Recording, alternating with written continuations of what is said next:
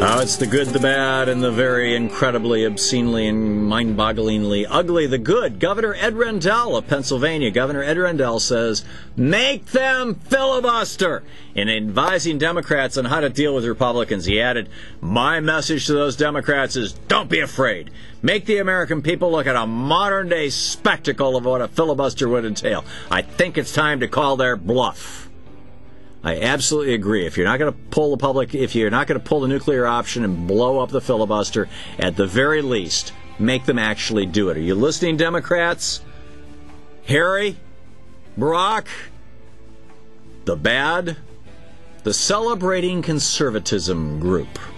A group of 200, quote, extremely concerned citizens, end quote, in a small Montana county are demanding that local leaders fill out a questionnaire pledging to form a local militia, prohibit mandatory vaccinations, boot the EPA out of town, allow citizens to bear any type of gun, and require federal government employees to get written approval before approaching any citizen. Organized in part by a group called Celebrating Conservatism, which is led by a woman who quit the state GOP after complaining of fake Republicans. The questionnaire was presented this week to the county commissioners and sheriff of Ravalli County, according to the local Republic newspaper.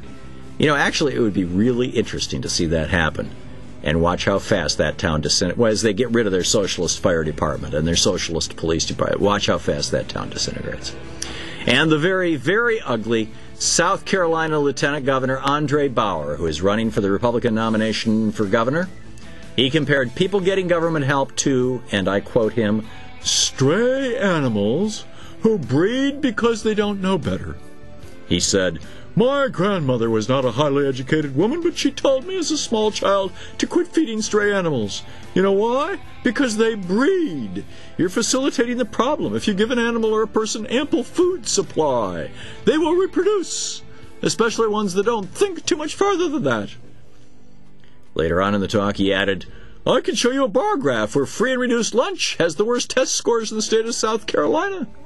Adding, you show me the school that has the highest free and reduced lunch, and I'll show you the worst test scores, folks. It's there, period. Well, it could be that the test scores are bad, not because people are being fed, but because they're poor. They don't have the social infrastructure that you had when you were growing up, that I had when I was growing up.